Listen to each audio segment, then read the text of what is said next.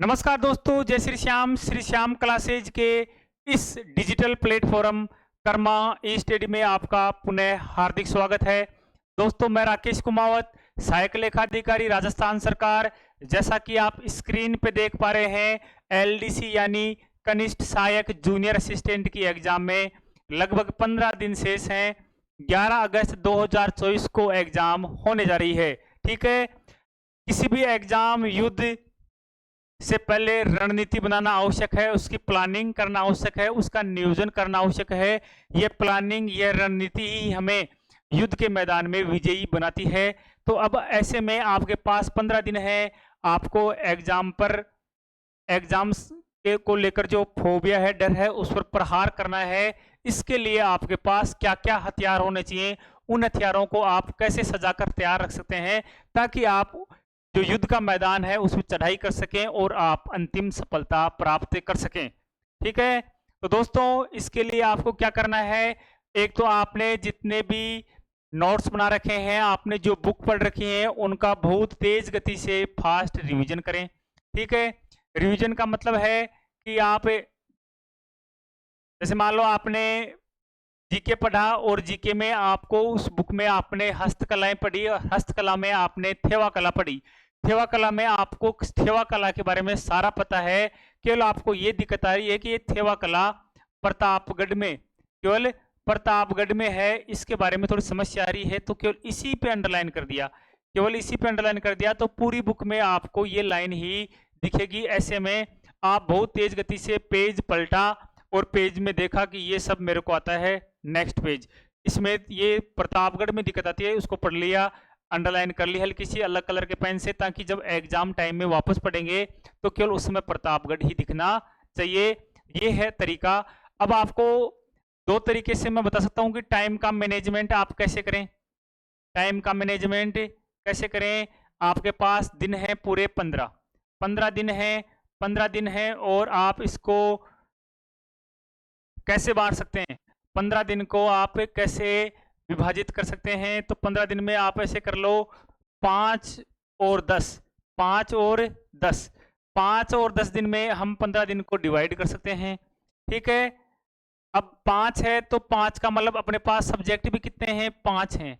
हमारे पास सब्जेक्ट में क्या क्या है, हमारे पास सब्जेक्ट में है हिंदी और इंग्लिश। हिंदी और इंग्लिश एक ही दिन, एक ही पेपर में होगा, 75 क्वेश्चन आएंगे। ठीक है, 100 नंबर का पेपर होगा, 150 क्वेश्चन आने हैं। ठीक है, स्कोरिंग सब्जेक्ट है। साथ में दूसरा पेपर में आपके पास क्या है, आपके पास है मैथ, साइंस और जीके। मैथ, साइंस और जीके, तो ऐसे टोटल पेपर कितने हैं, 5। आप ऐसे करो कि प्रत्येक दिन, अब आपके लास्ट 15 दिन है, उसमें आप ये तय करो कि रोजाना का एक पेपर पूरा करना है। आज मैंने जैसे मान लो पहले दिन हमने हिंदी कर ली, दूसरे दिन हमने इंग्लिश पूरी कंप्लीट कर ली, अगले दिन मैथ कर ली, फिर साइंस कर ली, फिर जीके कर ली। एक दिन में एक सब्जेक्ट पूरा होना चाहिए। वो कैसे होगा, जैसे आपने हिंदी निकाली, हिंदी में आप संधि पढ़े तो संधि के हल्के से नियम देखे, नियम देखने के बाद आप एग्जाम्पल्स पे गए, एग्जाम्पल्स वही पढ़ने हैं जो हमें क्लिष्ट लग रहे हैं, जिन पर हमारी अंडरलाइन पहले से हमने कर रखी है। ऐसे ही आप विलोम शब्द हैं, पर्यायवाची हैं, जहां जहां आपने अंडरलाइन कर रखी है, जो आपको नहीं आते हैं उनको पढ़ते जाएं। अंडरलाइन अगर पहले नहीं करी तो अब कर लेना, जो आपको नहीं आता है उस पर अंडरलाइन कर लें। जब आप वापस पढ़ोगे हिंदी को तो आपको अंडरलाइन कर रखा है वही दिखाई दे उस पूरे पेज में, और आप उसको पढ़ते हुए आगे निकल जाएं।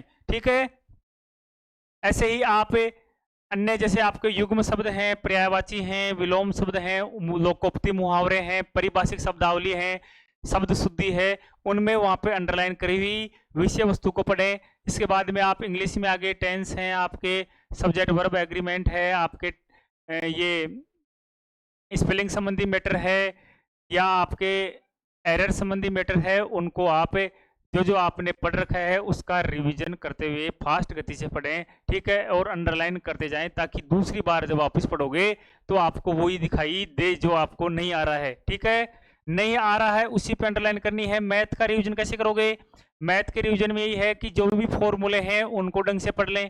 ठीक है, फॉर्मूले पढ़ने के बाद में जैसे मान लो प्रतिशत निकाली, प्रतिशत के फॉर्मूले पढ़ लिए, कोई ट्रिक्स हैं वो देख ली, उसके बाद में उसके जो क्वेश्चन है उनको सरसरी नजर से देखा और आगे बढ़ गए। ऐसे ही साइंस है, साइंस में थोड़ा सा बड़ा सिलेबस है, लेकिन टॉपिक ही बड़े बड़े हैं, बाकी सिलेबस छोटा है, आप आसानी से उसको एक दिन में कर सकते हैं। जीके हालांकि बड़ा है, लेकिन अपन शॉर्ट रूप में कर सकते हैं, थोड़ा फास्ट करना पड़ेगा जीके को आपको, ठीक है। फिर भी अगर मान लो इनमें से कोई सब्जेक्ट आपके पास रह जाए, ठीक है, उसको हम आगे मौका मिलेगा, उस समय सब्जेक्ट में कोई टॉपिक रह जाए तो उसको हम नेक्स्ट जब टर्न आएगा तो पढ़ लेंगे। कैसे आएगा नेक्स्ट टर्न? इसके बाद में हम क्या करेंगे, पूरा सिलेबस निकालेंगे, पूरा सिलेबस की प्रिंट निकालेंगे। उस सिलेबस में जो जो टॉपिक हमारे को नहीं आ रहा है, उस सिलेबस में जो जो टॉपिक हमारे को नहीं आ रहा, जैसे मान लो आपने उसमें जीएसटी देखा कि जीएसटी तो मैंने पढ़ाई नहीं रही, मेरे को आता ही नहीं है, तो उस पर आपने राउंड कर दिया। अब आपको पूरे टॉपिक में इकोनॉमिक्स में क्या पढ़ना है, जीएसटी पढ़ना है।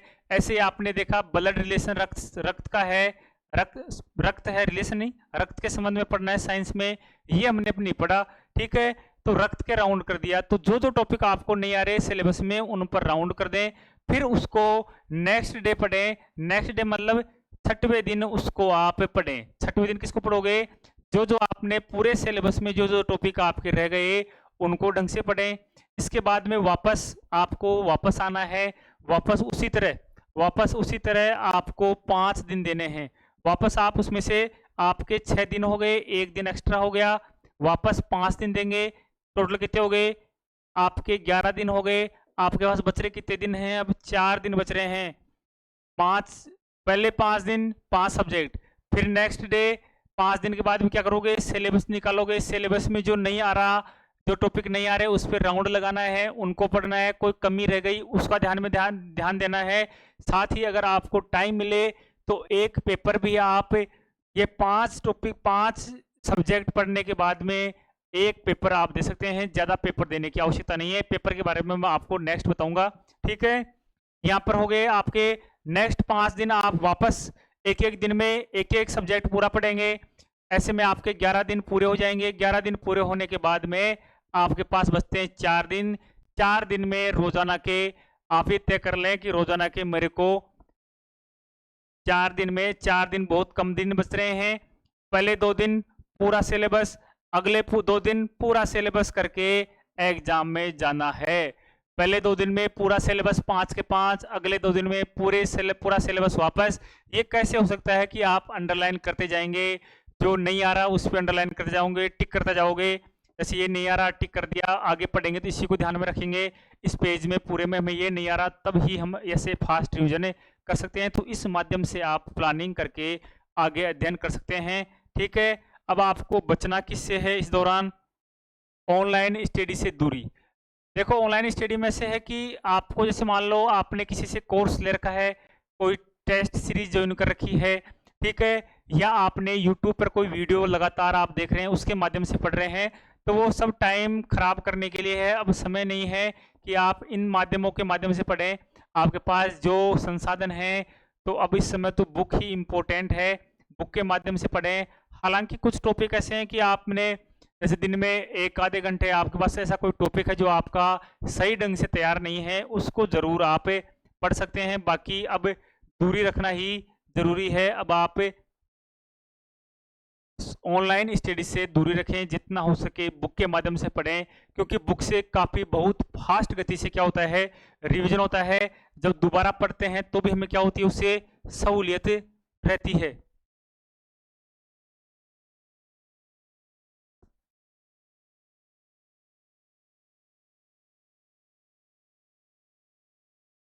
नेक्स्ट है सोशल मीडिया। वर्तमान समय में हर बच्चा सोशल मीडिया, वीडियो गेम, ये आपके जो रील आती है इसको स्क्रॉल करने में बहुत ही व्यस्त रहते हैं, अपना काफ़ी समय इसमें खराब करते हैं। एक आपको इससे बचना है, क्योंकि अब 15 दिन बच रहे हैं। 15 दिन में आप इन चीज़ों से बच गए तो ऐसे मान लो आपने बहुत कुछ एक्स्ट्रा कर लिया है। पहला तो ये। दूसरा क्या करोगे, सोशल मीडिया पर विभिन्न प्रकार की भ्रामक खबरें आती हैं, एग्जाम एक्सटेंड हो गई, ये हो जाएगा, हमें ज़्यादा नहीं पढ़ना, करंट इतना आएगा, आपने जितना पढ़ रखा है उतना पढ़ो, दूसरे की बातें नहीं सुननी, ठीक है। जितना पढ़ रखा है उतना पढ़ो, अगर समय मिलता है तो नया पढ़ सकते हैं, कोई भी इसमें दिक्कत नहीं है। कई बार क्या है, हमारे पास समय, हमारी तैयारी बढ़िया है तो नया पढ़ने में कोई दिक्कत नहीं है। सरसरी नज़र से एक बार हम उसको पढ़ सकते हैं, क्या पता हमने पढ़ा वहीं से ही क्वेश्चन आ जाए। ठीक है, तो सोशल मीडिया से दूरी रखनी है। आपकी आंखें भी खराब हो सकती हैं, समय भी खराब हो सकता है, और आपकी एग्जाम भी आपके हाथों से निकल सकती है। दूरी बना लें। ठीक है, पॉजिटिव माइंड सेट रखें, किसी प्रकार की नेगेटिव भावना नहीं रखें। हमें तो जब तक रिजल्ट नहीं आए तब तक ये आस रहनी चाहिए कि जो 4,197 पोस्ट हैं, उसमें एक पोस्ट मेरे लिए है, उसमें से एक पोस्ट मेरे लिए है। ठीक है, ये माइंड सेट रहना चाहिए। किसी भी प्रकार की आप रिस्क नहीं लें, हमेशा पॉजिटिव रहें और ढंग से पढ़ें। अंत समय है, दबाव का समय है, इससे बाहर निकलते हुए जितना मैंने बताया उस तरह से रोजाना का एक सब्जेक्ट, ठीक है, वापस 5 दिन बाद में वापस वही सेट लगाना है एक एक सब्जेक्ट का। फिर बाद में आपके पास अगले दिन बचते हैं, उसमें 2 दिन में पूरा सिलेबस, अगले 2 दिन में पूरा सिलेबस और एग्जाम के मैदान में कूदना है। ठीक है, तो पॉजिटिव माइंड सेट रखना है, किसी प्रकार की भ्रांतियों में नहीं आना।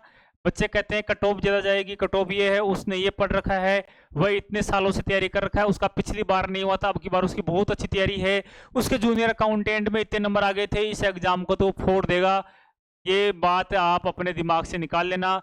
पिछली बार जो रह गया या पिछली एग्जाम में उसके इतने नंबर आए थे, वो आए होंगे, लेकिन हम मेहनत करेंगे तो हम उससे ज़्यादा नंबर ला सकते हैं।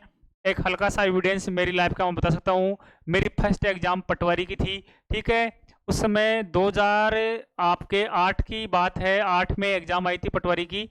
ठीक है, उसमें 1500 वैकेंसी थी, 1500 में से 700 कुछ तो क्या है बैकलॉग की थी, और जनरल के लिए, ओबीसी के लिए, SC/ST के लिए, बाकी अन्य लगभग 800 पोस्टें, मान लो 800 पोस्ट थी। मैं लगातार अच्छी तैयारी कर रहा था। एक हमारे साथ में ही पास में, हम उस समय राधा कृष्ण नाम से जयपुर में एक लाइब्रेरी थी, फ्री गवर्नमेंट की लाइब्रेरी थी, वहाँ बैठ के हम पढ़ते थे। मैं कहीं कोचिंग नहीं ले रहा था। एक लड़का राघव प्रकाश के परिष्कार कोचिंग से कोचिंग ले रखा था, साथ में विकलांग अभ्यर्थी भी था। मैं ये देखता था कि इसका सिलेक्शन होगा, इसकी तैयारी भी शानदार है। वो धरोहर की बुक आती है जीके की, वो बड़ी सारी बुक पढ़ता था। मेरे पास सेलेक्टेड मैटर था। जब रिजल्ट आया तो उस बच्चे के तो 120 नंबर ही आए, जबकि मेरे आए 149 कुछ नंबर आए थे, और कट ऑफ गई थी 151 कुछ गई थी। अगर मैं ये बच्चा मेरे को दिखाई नहीं देता, ये मेरे से नहीं मिलता, तो मेरा कॉन्फिडेंस बूस्ट होता और मैं बहुत ज़्यादा नंबर लेके आता, मेरा आसानी सिलेक्शन होता। लेकिन मैं डर गया कि यार ऐसी तैयारी करने वालों का ही नंबर आएगा, अपन तो क्या है इस मैदान में नए हैं और कमज़ोर हैं। ये पूरी धरोहर पढ़ रहा है, इसने राघव प्रकाश की क्लास ज्वाइन कर रखी है, तो कहीं ना कहीं इसी का सिलेक्शन होगा। ऐसे आप किसी से नहीं डरें, पॉजिटिव माइंड रखें, आपने जो तैयारी कर रखी है उस पर अपना विश्वास बनाए रखें। विश्वास बनाए रखना ही काफ़ी इम्पोर्टेंट है। नेक्स्ट है टेस्ट पेपर दें या नहीं दें। अब टेस्ट पेपर की समस्या है, वर्तमान समय में इतनी बुरी स्थिति है कि जो ऑनलाइन स्टडी कराने वाली एप्लीकेशन वाली संस्थाएं हैं, कोचिंग सेंटर हैं, ऑनलाइन बोर्ड पर काम करने वाले विभिन्न प्रकार के ट्यूटर हैं, वो क्या है टेस्ट सीरीज लॉन्च कर देते हैं। ठीक है, टेस्ट सीरीज तो लॉन्च कर दी, अब उस टेस्ट में किस तरह के क्वेश्चन आएंगे, पेपर में वास्तविकता में वैसे क्वेश्चन आते हैं कि नहीं आते हैं, उससे कोई मिलान उसका नहीं होता है। और जो स्टूडेंट हैं, स्टूडेंट क्या है एग्जाम देता है, एग्जाम में उसके नंबर जैसे मान लो 100 नंबर का पेपर था, और 100 नंबर में से उसके अगर मान लो 55 नंबर आ गए या 50 नंबर आ गए, ठीक है, तो उसको क्या है हताशा हो जाती है, निराशा हो जाती है, और वो थोड़ा सा कुंठित सा फील करता है कि इतने दिन पढ़ने के बाद भी इतने ही नंबर आने थे क्या। दोस्तों मैं बता दूं आपको, ये बहुत ही बड़ा आपके साथ साजिश होती है। जो कोचिंग वाले होते हैं वो क्या करते हैं, ऐसे क्वेश्चन लेकर पेपर में आते हैं अपने खुद के पेपर में कि बच्चों को क्वेश्चन नहीं आए। बच्चों को जब वो क्वेश्चन नहीं आएंगे तो बच्चे देखेंगे यार इस कोचिंग के पास तो बहुत अच्छे अच्छे क्वेश्चन है, ये तो अपन ने पढ़ाई नहीं, इस कोचिंग के स्टूडेंटों ने पढ़ रखा है। तो बच्चा कहीं ना कहीं उनका कोर्स लेने के लिए उनका कोर्स परचेज करने के लिए भागने की कोशिश करता है कि यार यहाँ से अपन पढ़ लें ये चीज तो बढ़िया हो जाएगी, तो कोर्स ले लेता है। ठीक है, अतिशयोक्तिपूर्ण क्वेश्चन डाल देते हैं जिन क्वेश्चनों का कहीं लेना देना नहीं है। तो वो कहीं ना कहीं हमारे लिए नकारात्मक होता है। तो वर्तमान में आप किसी प्रकार का टेस्ट नहीं दें। हाँ, ये जरूर कहूंगा कि आप एक बार जब आपका पहला राउंड 5 पेपर का हो जाए, एक पेपर जरूर दे के देख सकते हैं। लेकिन उसमें क्या है, पूरी OMR सीट भर के आपका जो ई का ऑप्शन है उसको भर के कहीं गलती नहीं हो। ये पेपर आप दोगे तो इससे क्या है, आप एग्जाम में जब जाओगे तो उसमें आपको इसका फिर एक एनालिसिस बनाना, आप पेपर एक ही देना है, उसका एनालिसिस बनाना है कि मैं कहाँ कहाँ कमजोरी रह गई, पेपर के दौरान मैंने कहाँ कहाँ ध्यान नहीं दिया, मैं तेज गति से प्रश्न को पढ़ लिया, मैं प्रश्न को समझ नहीं पाया, कौन से क्वेश्चन को मैंने किस तरह हैंडल करा।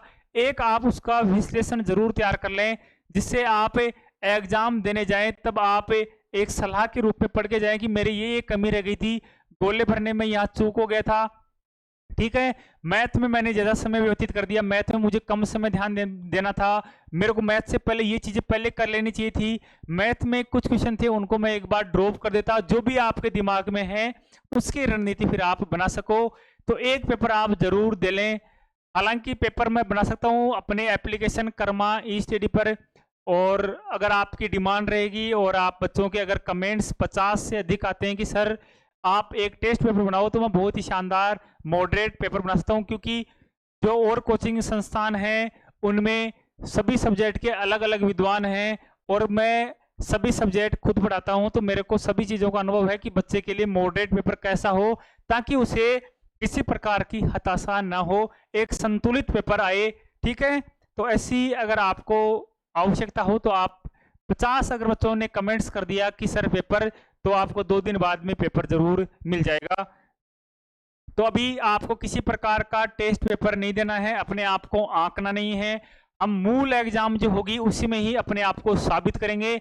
यहाँ किसको दिखाना है, बस एक बार आप देख सकते हो, वो भी इसलिए कि हमें थोड़ी सी जागरूकता हो जाए, कहीं कोई गलती हो रही है उसका हमें पता चल जाए। अगर नंबर कम ज्यादा आ रहे हैं तो उससे घबराना नहीं है। ठीक है, क्योंकि ये हमारे जीवन की परीक्षा नहीं है, ये तो एक डेमो है। क्या है, डेमो है, जिसमें क्या है, हमें जैसे वो ट्रायल बॉल नहीं आती क्या क्रिकेट में, ट्रायल बॉल, ट्रायल करने के लिए हम चेक कर रहे हैं कि हम कहाँ स्थिति में हैं, हमारे से गलती कहाँ हो सकती है। ठीक है, पिच का मिजाज कैसा है वो ध्यान देने के लिए है। ऐसा टॉपिक जिसमें आप कमजोर फील कर रहे हो, अगर बच्चे ऐसा कोई टॉपिक है जिसमें कमजोर फील कर रहे हैं और उन्हें ऐसे लग रहा है कि सर ये टॉपिक हमारे कमजोर है, इसमें से क्वेश्चन आगे तो हमारी स्थिति कमजोर हो सकती है, आप ऐसे किसी पेपर में ऐसे कमजोर फील अगर कर रहे हैं तो कमेंट्स बॉक्स में जाके लिख सकते हैं कि सर इस टॉपिक में आपकी हेल्प की जरूरत है, इस टॉपिक में आपकी हेल्प की जरूरत है, तो मैं जरूर आपकी उस टॉपिक से संबंधित समस्या का समाधान करने की पूरी कोशिश करूंगा। ठीक है, तो आप सभी को अग्रिम शुभकामनाएं, मेहनत करें, अंतिम समय है, किसी प्रकार की रिस्क नहीं लें, आपका प्रत्येक क्षण अब कीमती है। अब तक आपने जो तैयारी करी थी वो आपके लिए एक आधार था। ठीक है, एक बेस तैयार करने का था। अब आप इसमें क्या है, सुंदरता ला सकते हैं। अब आप इसमें अपनी लास्ट समय जो संघर्ष है उसके माध्यम से ही आप सफलता प्राप्त कर सकते हैं। उसने आपका बेसिक स्ट्रक्चर क्लियर कर दिया था, अब आप क्या है उसे संवार सकते हैं, उसके माध्यम से आप अब सफलता पा सकते हैं। लेकिन अपने आप को कमजोर फील नहीं करना, अंत समय तक ये बनाए रखना है कि मैं इस एग्जाम का दावेदार हूं। ठीक है, मेरा 15 गुणा में चयन हुआ है, मैं उन 65,000 में हूं। ठीक है, और आपकी अगर कमजोर तैयारी भी है तो अगर मैंने बताया था, अगर आपने पहले नहीं पढ़ा तो भी अगर आपने सीईटी की एग्जाम दी थी और मैं बता रहा हूं उस तरह पढ़ते हैं, पहले 5 दिन पूरे सब्जेक्ट, नेक्स्ट डे सिलेबस निकालना है, सिलेबस में 1 दिन देना है, टिक लगाना है कि कौन कौन से टॉपिक रह गए, उसको 1 दिन में आपको पूरा करना है। कोई आपकी कमी आपको फील हुई, कोई टॉपिक कमजोर फील हुआ, उसे पढ़ सकते हैं। अगले 5 दिन वापस रिवीजन करेंगे, 5 दिन 5 सब्जेक्ट। ठीक है, बाद में आपके पास बचते हैं 2 और 2, पहले 2 दिन पूरे टॉपिक, अगले पूरे दो दिन पूरे सब्जेक्ट पढ़कर युद्ध के मैदान में रणभेरी बजाते हुए पहुंच जाएंगे। और आपको मेरी हार्दिक शुभकामनाएं हैं। हारना मत, थकना मत, रुकना मत, झुकना मत, अंतिम समय तक संघर्ष करो, आपको सफलता जरूर मिलेगी। बाबा श्याम जो है हारे के सहारे आपको बिल्कुल हारने नहीं देंगे। बस आप अपने आप को मजबूत बनाए रखना। किसी की तैयारी अगर आपको लगती है बहुत अच्छी है, उससे नहीं घबराना। आपसे किसी ने प्रश्न पूछ लिया कि इसका उत्तर बता, वो आपको नहीं आया इसका मतलब आप कमजोर नहीं हो। आपको केवल ऑब्जेक्टिव एग्जाम की तैयारी करनी है, आपको कोई डिस्क्रिप्टिव एग्जाम की तैयारी नहीं करनी, आपको कोई इंटरव्यू की तैयारी नहीं करनी। बच्चों को ऑप्शन काटने आते हैं, बोले मैं तो एग्जाम में ही अपने आप को साबित करूंगा, मेरे को आपको बताने से कोई मतलब नहीं है। सकारात्मक लोगों के पास रहें, सकारात्मक एनर्जी से भरपूर रहें। अगर आपको बीच में थकान होती है तो थोड़ी देर आप अपने आप से चिंतन करें, मनन करें कि मैं और क्या कुछ कर सकता हूं, अभी भी आपके पास समय है। जय श्री श्याम। आपको भगवान इतनी ताकत दे, इतनी ऊर्जा दे, इतना सामर्थ्य दे, इतना बल दे कि आप जो आपका लक्ष्य है उसे प्राप्त कर सकें। आपका ध्यान और मन विचलित नहीं हो, आपके किसी प्रकार का विघ्न ना आए, निर्विघ्न आप अपने लक्ष्य को प्राप्त कर सकें। ये 15 दिन ध्यान रखना सर्वनिम है। आपकी बेरोजगारी मिटाने के लिए इन दिनों का आपको भरपूर उपयोग करना है। धन्यवाद। जय श्री श्याम।